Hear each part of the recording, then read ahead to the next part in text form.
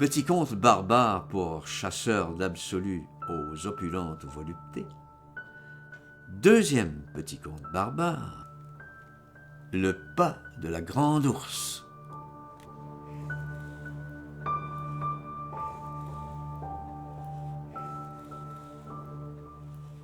Il y a longtemps maintenant que je pratique l'art très difficile de vivre avec mes semblables.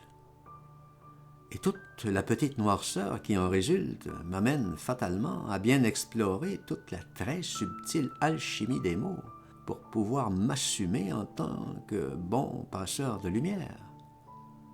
Et c'est ainsi qu'on en arrive à souscrire largement en la puissance discrète du hasard, grâce auquel les plus subtiles ivresses de la métamorphose parviennent à pulvériser le lourd portail aux opacités invasives qui diffusent plein de lumière morte sur les flaques luminescentes semées çà et là dans le train-train tranquille des jours.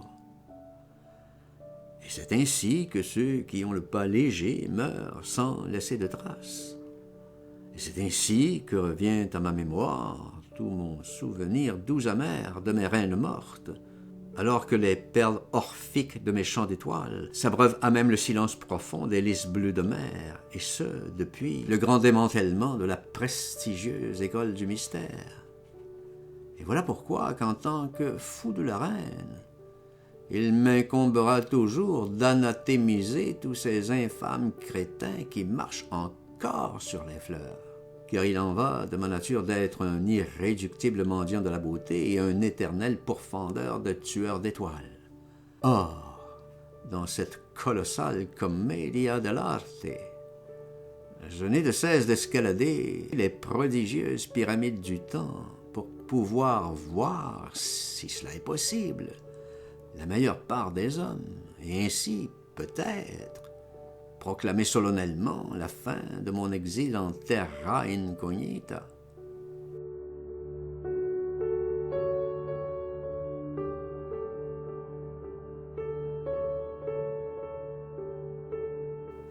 Comment ne pas tenir de tels propos après 100 ans de solitude à traquer les ravageurs de lune, de Samarcande à Woodstock?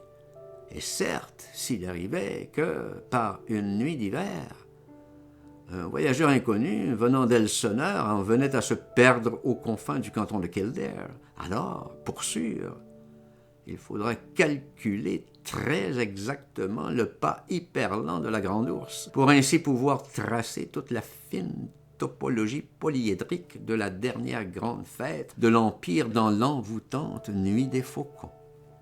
Mais, oh, que de fragiles détresses sont à venir!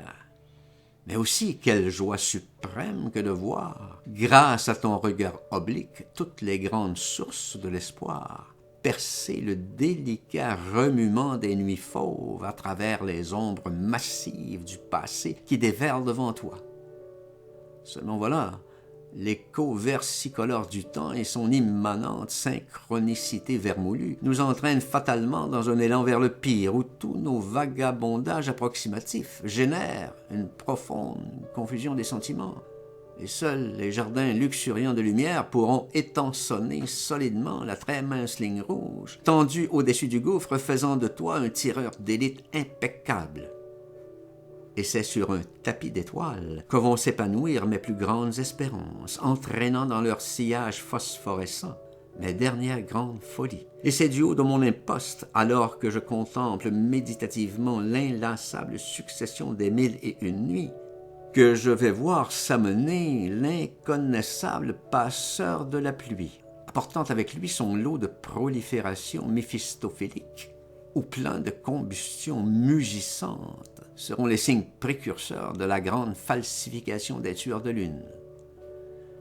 Et puis, heureusement que mon carnet de l'aube fait encore état du mythique matin des magiciens, là où la fécondité de l'esprit est toujours intacte, et où le fou de l'île s'improvise à tous les vendredis, professeur d'absolu ainsi que grand seigneur du nombre d'or. Mais il est vrai que n'eût été de Trasum et son immortel requiem, tous mes feuillets d'automne se seraient envolés, perdus à jamais, dans la grande spirale gravitationnelle de l'abîme sans fond de l'oubli. C'est avec une suprême discrétion que je m'avance dans l'allée des signes souverains de la transcendance, bordée qu'elle est d'un joli muret strié d'une superbe coulée de calcédoine d'un vert profond et plein d'efflorescences, tout en farandole nacrée.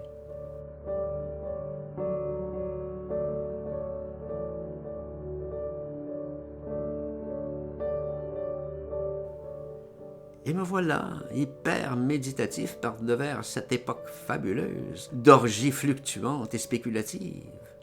Ô doux et cruel temps de délectation orphéonique où la quintessence de l'amour ne laissait pas présager autant d'affligeants naufrages. Et nous, oui, nous, en tant qu'intrépides voyageurs du temps, qui ne trébuchions jamais dans le regard des autres, qui ne collectionnions pas encore les cicatrices du temps, nous foncions toutes voiles dehors, pontifiant comme des dieux qui n'avaient de cesse d'exulter sous d'incroyables pluies d'étoiles, dont la célérité rendait réfractaire au funeste complexe d'Icare.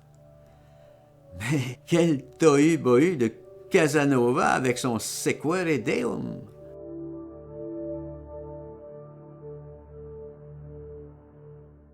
Alors que dans la maison haute, plein d'inconnus frivoles se disputaient quelques miettes fractales de petite noirceur pendant que Bibi, oui, Bibi, je parachevais en secret et avec une ardente patience la mise au point définitive de ma pierre de rosette quantique, tout en piaffant furieusement dans le temps nocturne et ses vastitudes de silence. Et c'est à ce moment, si mal choisi, que le chat est sorti du lac. Das Vidania, me dis-je, tout en regrettant amèrement l'odyssée du phoque en Alaska. Et c'était un faune de marbre, impassible devant toutes les manifestations de poltergeist de ce monde, que je déguerpis, carnet de guerre en main, pour fuir ce lourd troupeau de bêtes humaines qui n'a de cesse de proclamer haut et fort, dans un élan de je m'en foutisme délirant, « Après nous, le déluge !»